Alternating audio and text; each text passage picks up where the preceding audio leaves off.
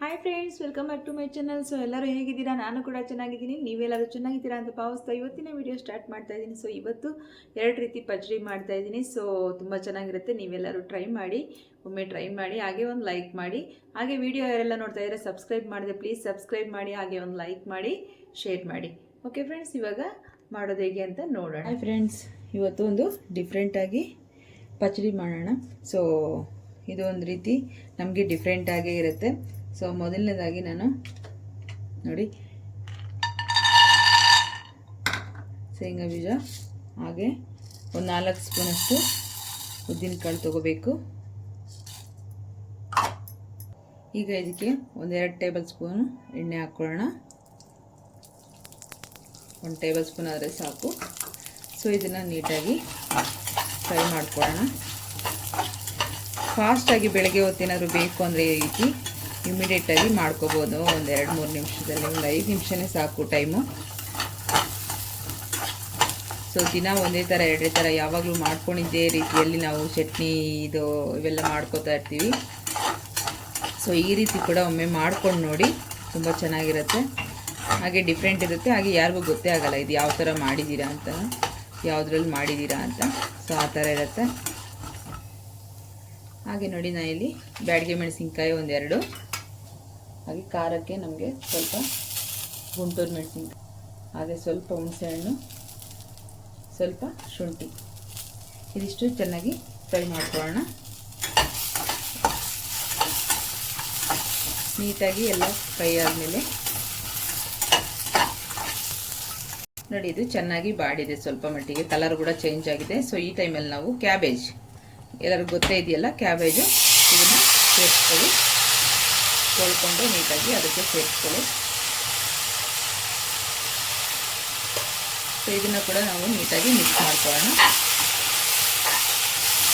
ಈ ರೀತಿ ಚೆನ್ನಾಗಿ ಬಾಡಿಸ್ಬೇಕು.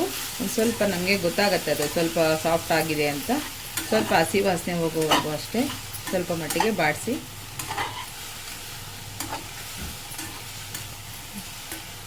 ಸ್ವಲ್ಪ ಮಟ್ಟಿಗೆ ಬಾಡಿದೆ. ಇನ್ನೊಂದು ಸ್ವಲ್ಪ ಒಂದು 2 ನಿಮಿಷ ಬೇಕು. 5 ನಿಮಿಷ ಸಾಕು ಫ್ರೆಂಡ್ಸ್. ಒಂದು ಚಟ್ನಿ ರೆಡಿ ಆಗುತ್ತೆ. ಏನು ನಾವು ಈ ಥರ ಮಾಡ್ಕೊಳ್ಳೋದ್ರಿಂದ ತುಂಬ ಚೆನ್ನಾಗಿರುತ್ತೆ, ಫಾಸ್ಟಾಗಿ ಕೂಡ ಆಗುತ್ತೆ.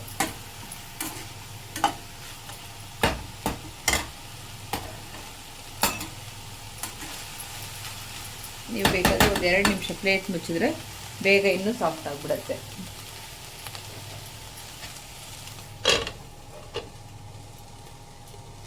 ಎರಡು ನಿಮಿಷ ಬಿಟ್ಟು ಆಫ್ ಮಾಡ್ಕೊಳ್ಳೋಣ. ಈಗ ಒಂದ್ಸರಿ ತೆಗೆದುಬಿಟ್ಟು ನೀಟಾಗಿ ಮಿಕ್ಸ್ ಮಾಡ್ಕೊಳ್ಳಿ. ನೋಡಿ, ಈ ಥರ ಚೆನ್ನಾಗಿ ಬಾಡಿದೆ. ಸೊ ನಾವು ಈ ಟೈಮಲ್ಲಿ ಸ್ಟವ್ ಆಫ್ ಮಾಡ್ಕೊಳ್ಳೋಣ. ಚೆನ್ನಾಗಿ ಒಂದ್ಸರಿ ಮಿಕ್ಸ್ ಮಾಡ್ಕೊಂಡ್ಬಿಟ್ಟು ಸ್ಟವ್ನ ಆಫ್ ಮಾಡ್ಕೊಳ್ಳೋಣ.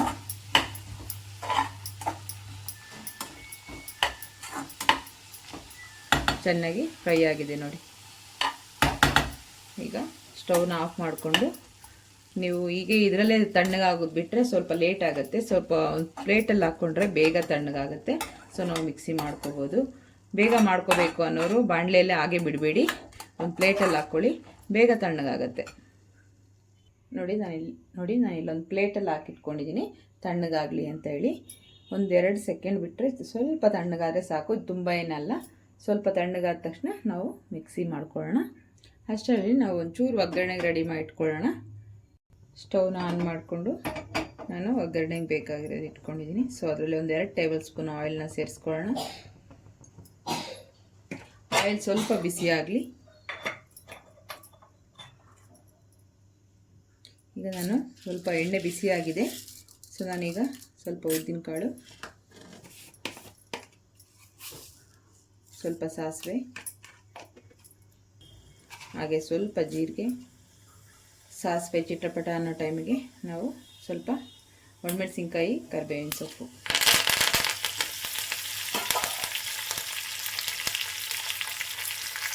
ಸೊ ಇದಾಗಿದೆ. ಆಫ್ ಮಾಡ್ಕೊಳ್ಳೋಣ. ಈಗ ಇದು ಕೂಡ ತಣ್ಣಗಾಗಿದೆ. ಮಿಕ್ಸಿ ಮಾಡ್ಕೊಂಬರ್ತೀನಿ. ನೋಡಿ, ರುಬ್ಕೊಂಡಾಗಿದೆ. ಇದು ತುಂಬ ಸಾಫ್ಟಾಗಿ ರುಬ್ಬಬಾರ್ದು, ನಾವು ಸ್ವಲ್ಪ ತರಿಯಾಗಿ ಇರಬೇಕು. ನೋಡಿ, ಇಷ್ಟ ಆಗಿದೆ. ಸೊ ನೀವು ರುಬ್ಬುವಾಗ ಸಾಲ್ಟನ್ನು ಸೇರಿಸ್ಕೊಳ್ಳಿ. ನಾನು ರುಬ್ಬುವಾಗ ಸಾಲ್ಟ್ ಸೇರಿಸ್ಕೊಂಡಿದ್ದೀನಿ. ಇದರಲ್ಲಿ ಸ್ವಲ್ಪ ಮಿಕ್ಸಿ ತೊಳೆದಿದ್ದು ನೀರು ಕೂಡ ಸೇರಿಸ್ಕೊಂಡಿದ್ದೀನಿ. ಇವಾಗ ನೀಟಾಗಿ ಒಂದ್ಸರಿ ಮಿಕ್ಸ್ ಮಾಡ್ಕೊಳ್ಳಿ. ನೋಡಿ, ಈ ಥರ ಇರಬೇಕು ಪಚ್ಚಡಿ ಅಂದರೆ. ಸ್ವಲ್ಪ ತರಿನೇ ಇರಬೇಕು, ಚಟ್ನಿ ಥರ ನಾವು ಸಾಫ್ಟ್ ಮಾಡ್ಕೋಬಾರ್ದು. ಇದು ಕ್ಯಾಬೇಜ್ ಪಚ್ಚಡಿ ಆಗಿರೋದ್ರಿಂದ ಸ್ವಲ್ಪ ನಾವು ತರಿಯಾಗಿ ರುಬ್ಕೋಬೇಕಾಗತ್ತೆ. ತುಂಬ ಚೆನ್ನಾಗಿರುತ್ತೆ, ಹಾಗೆ ಟೇಸ್ಟಿಯಾಗಿ ಕೂಡ ಇರುತ್ತೆ. ಹಾಗೆ ನೀವೇನರಲ್ಲಿ ಯಾವ ಐಟಮನ್ನು ಯೂಸ್ ಮಾಡ್ಕೊಂಡು ಮಾಡಿದ್ದೀರಾ ಅಂತ ಕೂಡ ಗೊತ್ತಾಗಲ್ಲ. ಮನೇಲಿ ಬೇಕಾದರೆ ನೀವು ಮಾಡಿ. ಸೊ ನಾವೀಗ ಒಗ್ಗರಣೆ ಮಾಡಿಟ್ಕೊಂಡಿರೋದು ಸೇರಿಸ್ಕೊಳ್ಳೋಣ.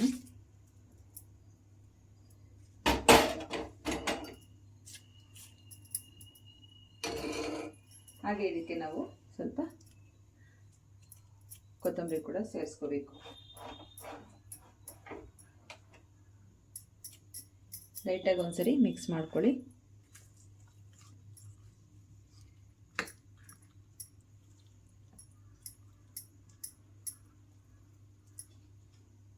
ಸೊ ನೋಡಿದ್ರಲ್ಲ ಫ್ರೆಂಡ್ಸ್, ಇದು ಕ್ಯಾಬೇಜ್ ಪಚ್ಚಡಿ. ಸೊ ನಿಮ್ಮ ಮನೆಗಳಲ್ಲೂ ಕೂಡ ಮಾಡ್ಕೊಳ್ಳಿ. ಹಾಗೆ ಚಪಾತಿ, ದೋಸೆ, ಇಡ್ಲಿ ಎಲ್ಲದಕ್ಕೂ ತುಂಬ ಚೆನ್ನಾಗಿರುತ್ತೆ, ಟೇಸ್ಟಿಯಾಗಿ. ಸೊ ನೀವು ಕೂಡ ಒಮ್ಮೆ ಟ್ರೈ ಮಾಡಿ, ಹೇಗಿದೆ ಅಂತ ಕಮೆಂಟ್ ಮಾಡಿ ತಿಳಿಸಿ. ಸೊ ಈಗ ಚಪಾತಿ ಕೂಡ ದೋಸೆ ಇದೆ. ಸೊ ಮಾರ್ನಿಂಗ್ ಬ್ರೇಕ್ಫಾಸ್ಟು ಮಾಡಿದ್ದೆ. ಸೊ ಅದ್ರ ಜೊತೆ ಇವಾಗ ಮನೆಯಲ್ಲಿ ತಿಂತಾರೆ. ಸೊ ಹೇಗಿದೆ. ಹಾಗೆ ನಾನು ತೊಂಡೆಕಾಯಿ ತೊಗೊಂಡಿದ್ದೀನಿ. ತೊಂಡೆಕಾಯಿ ಪಚ್ಚಡಿ ಮಾಡೋಣ. ಫಸ್ಟು ನಾನಿಲ್ಲಿ ಪ್ಯಾನ್ ಇಟ್ಕೊಂಡಿದ್ದೀನಿ. ಸೊ ಸ್ಟವ್ ಆನ್ ಮಾಡ್ಕೊಂಡಿದ್ದೀನಿ. ಸ್ವಲ್ಪ ಬಿಸಿ ಆಗಲಿ. ನಾನು ಹಸಿಮೆಣಸಿನ್ಕಾಯಿ ಸೇರಿಸ್ಕೊತಾ ಇದ್ದೀನಿ. ನಿಮಗೆ ಖಾರಕ್ಕೆ ಎಷ್ಟು ಬೇಕೋ ಅಷ್ಟು ನೋಡಿ ಸೇರಿಸ್ಕೊಳ್ಳಿ. ಸೊ ಪಚ್ಚಡಿಗಳಿಗೆ ಇವಕ್ಕೆಲ್ಲ ಸ್ವಲ್ಪ ಖಾರ ಜಾಸ್ತಿ ಇದ್ರೇ ತುಂಬ ಚೆನ್ನಾಗಿರುತ್ತೆ. ಒಂದೆರಡು ಡ್ರಾಪ್ ಎಣ್ಣೆ ಹಾಕ್ಕೊಂಡಿದ್ದೀನಿ. ಸ್ವಲ್ಪ ಮಿಕ್ಸ್ ಮಾಡ್ಕೊಳ್ಳಿ. ಆಂಧ್ರ ಸ್ಟೈಲು ಇದು ತೊಂಡೆಕಾಯಿ ಪಚ್ಚಡಿ. ಹಾಗೆ ನಮ್ಮ ಸ್ಟೈಲು, ನನ್ನ ಸ್ಟೈಲು ಒಂದು ಕ್ಯಾಬೇಜ್ ಪಚ್ಚಡಿ. ಸೊ ಇದು ಒಂದರಲ್ಲಿ ಡಿಫ್ರೆಂಟ್ ಇದೆ, ಇನ್ನೊಂದು ನಾರ್ಮಲ್ ಆಗಿದೆ ಅನಿಸ್ಬೋದು ನಿಮಗೆ. ಸೊ ಮನೇಲಿ ಟ್ರೈ ಮಾಡಿ, ನೀವು ಕೂಡ ತುಂಬ ಚೆನ್ನಾಗಿರುತ್ತೆ ಫ್ರೆಂಡ್ಸ್. ಯಾವಾಗಲೂ ಒಂದೇ ಥರ ಚಟ್ನಿಗಳು ಮನೇಲಿ ಮಾಡ್ತಾಯಿದ್ರೆ ಯಾವಾಗಲೂ ಇದೇ ಚಟ್ನಿನ ಅಂತಾರೆ, ಟೊಮೆಟೊ ಚಟ್ನಿ, ತೆಂಗಿನಕಾಯಿ ಚಟ್ನಿ ಈ ಥರ. ಸೊ ಡಿಫ್ರೆಂಟಾಗಿ ಒಂದೊಂದು ದಿನ ಒಂದೊಂದು ಥರ ಮಾಡಿ. ಈಗ ಆಲ್ರೆಡಿ ನಾನು ನನ್ನ ವೀಡಿಯೋದಲ್ಲಿ 3-4 ಥರ ಚಟ್ನಿಗಳು ತೋರಿಸಿದ್ದೀನಿ. ಸೊ ಮಾಡ್ಕೊಳ್ಳಿ, ತಿನ್ಕೊಳ್ಳಿ, ಚೆನ್ನಾಗಿರಿ, ಆರೋಗ್ಯವಾಗಿ. ಸೊ ಇದಾಗಿದೆ. ತೆಕ್ಕೊಂಡ್ಬಿಡೋಣ ನಾವು ಒಂದು ಪ್ಲೇಟ್ಗೆ.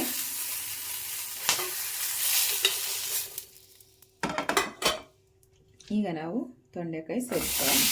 ಕೆಲವೊಂದು ಹಣ್ಣಾಗಿರೋದು ಇದೆ, ಬಟ್ ತುಂಬಾ ಹಣ್ಣಾಗಿಬಿಟ್ಟಿತ್ತು, ಜಾಸ್ತಿ ಆಗಾಗಿ ಎಲ್ಲ ತೆಗೆದಾಕ್ಬಿಟ್ಟು ಒಂದು 2 ಇರಲಿ ಅಂತ ಹಾಕ್ಕೊಂಡಿದ್ದೀನಿ. ಸೊ ಅದು ಕೂಡ ಇದ್ದರೆ ಹುಳಿ ಇರುತ್ತೆ. ಸ್ವಲ್ಪ ಹಣ್ಣಾಗಿದ್ದರೆ, ಮಾಮೂಲಿ ಕಾಯಿ ಇರೋದು ಅಷ್ಟು ಹುಳಿ ಬರಲ್ಲ. ಸೊ ನೀವು ಹುಣಸೆಹಣ್ಣು ಹಾಕುವಾಗ ಸ್ವಲ್ಪ ಕಮ್ಮಿ ನೋಡಿ ಹಾಕ್ಕೊಳ್ಳಿ. ಈಗ ಇದಕ್ಕೂ ಒಂದು ಟೇಬಲ್ ಸ್ಪೂನ್ ಅಷ್ಟು ಆಯಿಲ್ನ ಸೇರಿಸ್ಕೊಳ್ಳೋಣ. ದೋಸೆ, ಇಡ್ಲಿ, ಚಪಾತಿ, ರೈಸ್, ಮುದ್ದೆ ಆಗಲಿ, ಯಾವುದಕ್ಕೆ ಆಗಲಿ ಫ್ರೆಂಡ್ಸ್ ತುಂಬ ಚೆನ್ನಾಗಿ ಸೂಟ್ ಆಗುತ್ತೆ. ತುಂಬ ಚೆನ್ನಾಗೂ ಇರುತ್ತೆ. ಇದು ನೀವು ಮಾಡ್ಕೊಂಡು ನೋಡಿ, ಮುದ್ದೆಗಾಗಲಿ ಮಾಡ್ಕೊಳ್ಳಿ, ತುಂಬ ಚೆನ್ನಾಗಿರುತ್ತೆ. 1 ಮುದ್ದೆ ತಿನ್ನೋ ಹತ್ರ 2 ಮುದ್ದೆ ತಿಂತೀರಾ. ಸ್ವಲ್ಪ ಇದು ಚೆನ್ನಾಗಿ ಬಾಡಬೇಕು. ಸೊ ನಾವು ಇದನ್ನು ಪ್ಲೇಟ್ ಮುಚ್ಚಿ ಸ್ವಲ್ಪ ಬೇಯಿಸೋಣ.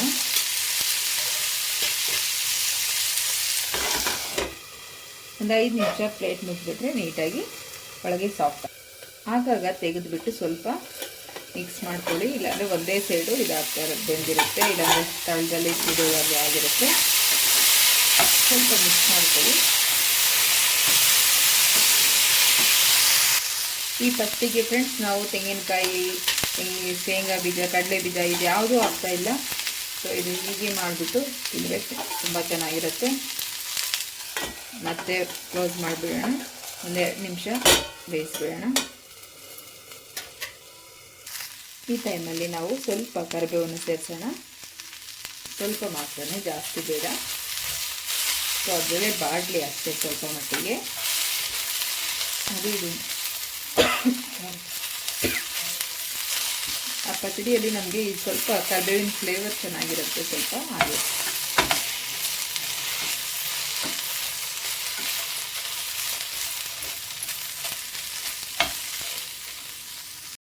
ಈ ತೊಂಡೆಕಾಯಿ ಪಚಡಿಯಲ್ಲಿ ಮಾಡೋ ಕ್ರಮ ಕರೆಕ್ಟಾಗಿದ್ದರೆ ತುಂಬ ಚೆನ್ನಾಗಿ ಬರುತ್ತೆ ಫ್ರೆಂಡ್ಸ್. ಎಲ್ಲ ಒಟ್ಟಿಗೆ ಹಾಕ್ಬಿಟ್ಟು ನುಣ್ಣಗೆ ನೀವು ಪೇಸ್ಟ್ ಮಾಡ್ಕೊಂಡಂಗೆ ಮಾಡ್ಕೋಬಾರ್ದು. ತೊಂಡೆಕಾಯಿ ಪಚಡಿ ಅಂದರೆ ಅದೇ ಒಂಥರ ಸ್ಪೆಷಲಾಗಿ ಮಾಡ್ಕೋಬೇಕು. ಅದನ್ನು ಸ್ವಲ್ಪ ನಾವು ಫಸ್ಟು ಮೆಣಸಿನ್ಕಾಯಿನ ಚೆನ್ನಾಗಿ ಅಂದರೆ ತುಂಬ ಸಾಫ್ಟಾಗಿ ಪೇಸ್ಟ್ ಮಾಡ್ಕೋಬಾರ್ದು. ಸುಮ್ಮನೆ ಹಾಗೆ ತರಿಯಾಗಿ ರುಬ್ಕೋಬೇಕು. ಅಂದರೆ ನಮ್ಮ ಮನೇಲಿ ಏನಾದರೂ ಈ ಏನು ರುಬ್ಬೋ ಕಲ್ಲೆಲ್ಲ ಇದ್ದರೆ, ಇಲ್ಲಾಂದರೆ ಒಣಕೆಯಲ್ಲೆಲ್ಲ ಕುಟ್ತಾರಲ್ಲ ಈ ಆಂಧ್ರ ಸೈಡೆಲ್ಲ, ಸೊ ಆ ಥರ ಏನಾದರೂ ಇದ್ದರೆ ನೀವು ಮಾಡ್ಕೊಳ್ಳಿ, ಆರಾಮಾಗಿ ಮಾಡ್ಕೋಬೋದು ಅದರಲ್ಲಾದರೆ. ಸೊ ನಮಗಿಲ್ಲಿ ಸಿಟಿಯಲ್ಲಿ ಅವೆಲ್ಲ ಸಿಗಲ್ವಲ್ಲ, ಸೊ ಮಿಕ್ಸಿಗೆ ಹಾಕ್ಕೋಬೇಕು. ಸೊ ಆ ಕಾರಣದಿಂದ ನಾವು ಮಾಡೋ ಕ್ರಮ ಕರೆಕ್ಟಾಗಿ ಮಾಡ್ಕೋಬೇಕು. ಫಸ್ಟು ನಾವು ಮೆಣಸಿನ್ಕಾಯಿ ತರಿಯಾಗಿ ರುಬ್ಕೊಂಡು ನಂತರ ನಾವು ತೊಂಡೆಕಾಯಿನ ಹಾಕ್ಕೊಂಡು ಸ್ವಲ್ಪ ಅದು ಕೂಡ ತರಿಯಾಗಿ ರುಬ್ಕೋಬೇಕು. ಆಮೇಲೆ ನಾವು ಸ್ವಲ್ಪ ಬೆಳ್ಳುಳ್ಳಿ ಸುಮ್ಮನೆ ಹಾಗೆ ಜಜ್ಜಿಬಿಟ್ಟು ಹಾಕ್ಕೋಬೇಕು. ನಂತರ ಈರುಳ್ಳಿ ಕೂಡ ಅಷ್ಟೇ ಸ್ವಲ್ಪ ಹೆಚ್ಕೊಂಡ್ಬಿಟ್ಟು ಹಾಗೆ ಸುಮ್ಮನೆ ಒಂದು ಸರಿ ಮಿಕ್ಸಿ ಟರ್ನ್ ಮಾಡಬೇಕಷ್ಟೆ. ಅದು ಜಾಸ್ತಿ ಬೇಡ, ಸುಮ್ಮನೆ ಹಾಗೆ ತಿರುಗಿಸ್ಬೇಕಷ್ಟೆ. ಅದೆಲ್ಲ ಆಗಾಗೆ ಇರಬೇಕು, ಅದು ಕೈಗೆ ಸಿಗೋ ಥರ ಇರಬೇಕು. ಇದಾಗಿದೆ, ಈಗ ತೆಕ್ಕೊಳ್ಳೋಣ ಪ್ಲೇಟ್ಗೆ ತಣ್ಣಗಾಗೋದಕ್ಕೆ. ಇದು ಒಂದು ಪ್ಲೇಟ್ಗೆ ಎತ್ಕೊಂಡ್ಬಿಡೋಣ, ಸ್ವಲ್ಪ ತಣ್ಣಗಾಗಲಿ. ಈಗ ನಾನು ಒಂದೆರಡು ಟೊಮೆಟೊ ತೊಗೊಂಡಿದ್ದೀನಿ. ನಾಟಿ ಟೊಮೆಟೊ ಇದ್ದರೆ ತಗೊಳ್ಳಿ, ತುಂಬ ಚೆನ್ನಾಗಿರುತ್ತೆ. ಸೊ ನಾಟಿ ಇರಲಿಲ್ಲ ನನ್ನ ಹತ್ರ, ಫಾರಮ್ ಇತ್ತು, ಸೊ ಅದನ್ನೇ ಹಾಕ್ಕೊಂಡಿದ್ದೀನಿ. ಸೊ ಇದನ್ನು ಕೂಡ ಸ್ವಲ್ಪ ಬಾಡಿಸ್ಕೊಳ್ಳಿ. ಸ್ವಲ್ಪ ಆಯಿಲ್ನ ಸೇರಿಸ್ಕೊಳ್ಳಿ.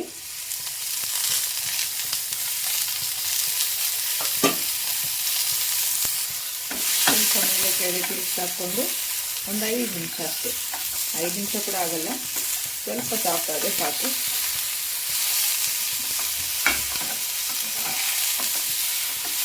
ಈ ರೀತಿ ಎಲ್ಲ ಅದನ್ನು ತಿರುಗಿಸಾಕಿ ಬಾಯ್ಲ್ ಮಾಡ್ಕೊಳ್ಳಿ.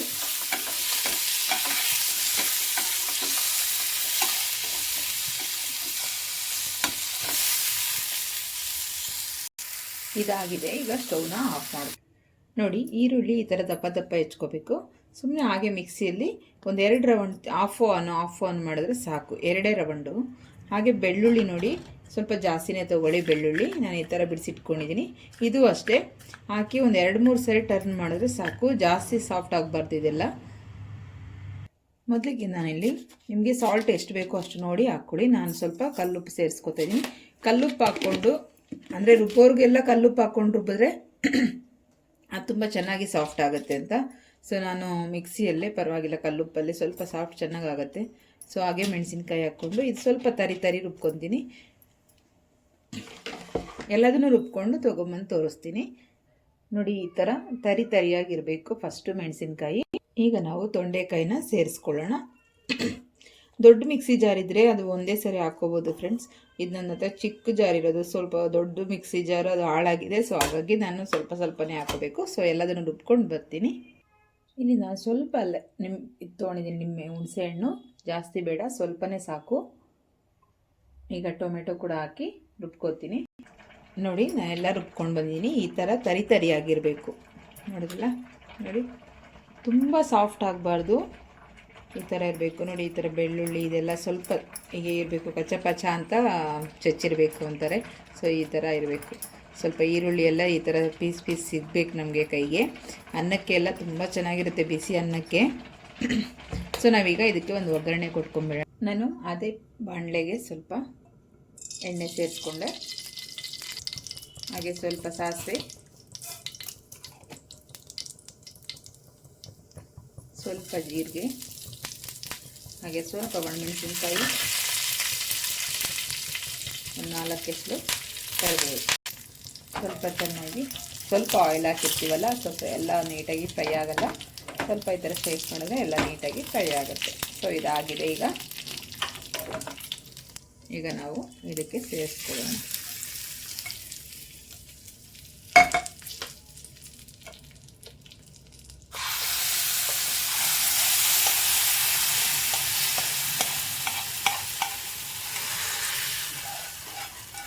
ನೀಟಾಗಿ ಇದೆಲ್ಲ ಆಯಿಲೆಲ್ಲ ಬಂದುಬಿಡುತ್ತೆ. ಈ ಥರ ಬಿಸಿಯಲ್ಲಿ ನಾವು ಹಾಕ್ಕೊಂಡು ತೆಕ್ಕೊಂಡ್ರೆ ನೋಡಿದ್ರಲ್ಲ. ಈಗ ನಾವು ಸ್ವಲ್ಪ ರೈಸ್ಗೆ ಟೇಸ್ಟ್ ಮಾಡಿ ನೋಡೋಣ ಹೇಗಿದೆ ಅಂತ. ನೋಡೋಕ್ಕೆ ತುಂಬ ಚೆನ್ನಾಗಿದೆ. ಈ ಥರ ಸ್ವಲ್ಪ ಹಸಿ ಈರುಳ್ಳಿನ ಹಾಕ್ಕೊಂಡು ತಿಂದು ನೋಡಿ, ತುಂಬ ಚೆನ್ನಾಗಿರುತ್ತೆ. ಈಗ ಬಿಸಿ ಬಿಸಿ ಅನ್ನ ರೆಡಿಯಾಗಿದೆ. ಸೊ ನಾವು ಪಚಡಿನ ಟೇಸ್ಟ್ ಮಾಡೋಣ ಯಾವ ಥರ ಆಗಿದೆ ಅಂತೇಳಿ. ತುಂಬ ಚೆನ್ನಾಗಿರುತ್ತೆ ಫ್ರೆಂಡ್ಸ್, ನೀವು ಮಾಡ್ಕೊಳ್ಳಿ, ತಿಂದು ನೋಡಿ, ನಿಮ್ಗೆ ಗೊತ್ತಾಗುತ್ತೆ. ಸ್ವಲ್ಪ ಜಾಸ್ತಿನೇ ಹಾಕ್ಕೊಳ್ಳಿ, ತುಂಬ ಚೆನ್ನಾಗಿರುತ್ತೆ. ಕಮ್ಮಿ ಏನು ಹಾಕ್ಕೋಬೇಡಿ, ಜಾಸ್ತಿ ಹಾಕ್ಕೊಂಡೇ ತಿನ್ನಿ, ತುಂಬ ಚೆನ್ನಾಗಿರುತ್ತೆ. ಅದರಲ್ಲೂ ಸ್ವಲ್ಪ ಲೈಟಾಗಿ ತುಪ್ಪ ಹಾಕ್ಕೊಳ್ಳಿ, ಒಂದು 2 ಡ್ರಾಪ್ ಅಷ್ಟು. 2 ಡ್ರಾಪ್ ಅಂದ್ಕೊಂಡೆ, 1 ಸ್ಪೂನೇ ಬಿದ್ದೋಯ್ತು. 1 ಸ್ಪೂನ್ ಫುಲ್ ಬಂತು. ಸೊ ಓಕೆ, ಚೆನ್ನಾಗಿರುತ್ತೆ ಇನ್ನು. ಸೊ ಹಾಗೆ ಇನ್ನೊಂದು ಕೂಡ ಮಾಡಿದ್ವಲ್ಲ, ಸೊ ಕ್ಯಾಬೇಜ್ ತೊಕ್ಕು, ಸೊ ಅದು ಕೂಡ ಹಾಕ್ಕೊಳ್ಳೋಣ ಯಾವಾಗಿದೆ ಅಂತ. ಆಲ್ರೆಡಿ ನಮ್ಮ ಮನೇಲಿ ತಿಂದಿದ್ದಾರೆ ನೋಡಿ, ತಿಂದುಬಿಟ್ರು. ಸೊ ಸ್ವಲ್ಪ ಖಾಲಿ ಆಗಿದೆ. ಸೊ ಈಗ ಟೇಸ್ಟ್ ಮಾಡೋಣ. ತುಂಬ ಚೆನ್ನಾಗಿರುತ್ತೆ ಫ್ರೆಂಡ್ಸ್, ನಿಮ್ಮ ಮನೇಲಿ ಮಾಡ್ಕೊಳ್ಳಿ ಖಂಡಿತವಾಗ್ಲೂ. ಆ ಟೇಸ್ಟ್ ನೀವು ತಿಂದಾಗಲೇ ನಿಮಗೆ ಗೊತ್ತಾಗುತ್ತೆ. ನೋಡಿದಾಗ ತಿನ್ನಬೇಕು ಅನಿಸಿದ್ರು ಕೂಡ ಮಾಡ್ಕೊಂಡು ತಿಂದಾಗ ಒಂದು ಜಾಸ್ತಿನೇ ಹೋಗುತ್ತೆ. ಈ ಥರ ಹಸಿ ಈರುಳ್ಳಿ ಸೇರಿಸ್ಕೊಂಡು ತಿಂದು ನೋಡಿ, ಇದನ್ನು ಪಚಡಿಗಳು ತುಂಬ ಚೆನ್ನಾಗಿರುತ್ತೆ.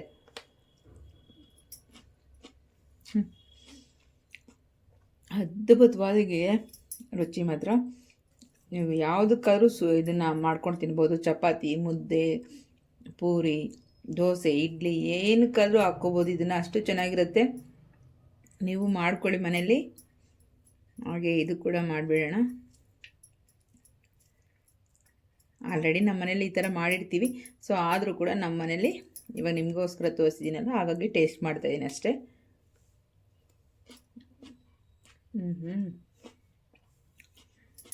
ನಮಗೆ ಇದು ಒಂದು ಡಿಫ್ರೆಂಟ್ ಟೇಸ್ಟ್ ಬಂದರೆ, ಸೊ ಇದು ಬಂದುಬಿಟ್ಟು ಯಾವುದ್ರಲ್ಲಿ ಮಾಡಿರೋದು ಅಂತಲೇ ಗೊತ್ತಾಗಲ್ಲ. ಕ್ಯಾಬೇಜ್ ಚಟ್ನಿ ಇದೆಯಲ್ಲ, ಸೊ ಕ್ಯಾಬೇಜ್ ಪಚಡಿ. ಸೊ ಇದು ತುಂಬಾ ಬೇರೆ, ಡಿಫ್ರೆಂಟೇ, ಅದು ಬೇರೆ. ಇದು ನೀವು ಅದರಲ್ಲೇ ಮಾಡಿದ್ದೀರಾ ಅನ್ನೋದೇ ಗೊತ್ತಾಗಲ್ಲ ಯಾರಿಗೂ. ನೀವು ಬೇಕಾದ್ರೆ ಟ್ರೈ ಮಾಡಿ ನೋಡಿ, ನಿಮ್ಮ ಮನೇಲಿ ಯಾರೂ ಕೂಡ ಕಂಡುಹಿಡಿಯಲ್ಲ ಇದು ಕ್ಯಾಬೇಜಲ್ಲಿ ಮಾಡಿದ್ದೀರಾ ಅಂತ. ಓಕೆ ಫ್ರೆಂಡ್ಸ್, ಈ ವಿಡಿಯೋ ನಿಮಗೆಲ್ಲರಿಗೂ ಇಷ್ಟ ಆಗಿದೆ ಅಂದ್ಕೊತೀನಿ. Thank you for watching. Video full ನೋಡಿ.